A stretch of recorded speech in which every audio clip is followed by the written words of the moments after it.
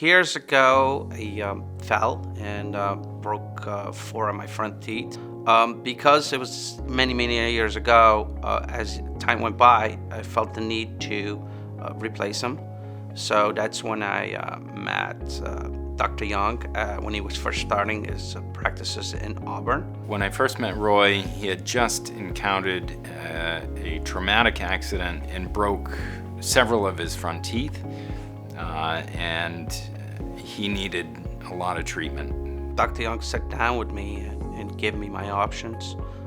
As I can recall, on one of my front tooth, I didn't have much of an option. He had to remove it. He gave me the option of having a bridge, which meant at any given part I had to remove it, clean it. He showed me the benefits of implants. He told me that it was the new way to go. It was the new technology. Felt comfortable with that, and I did my first one while keeping the other crowns. I wanted to see how it went. The first one went very well, and after that it was a no-brainer. I automatically knew which way I was going. Roy had a combination of root canals and implants that needed to be done. Some of the teeth were non-restorable. Some of the teeth needed root canals.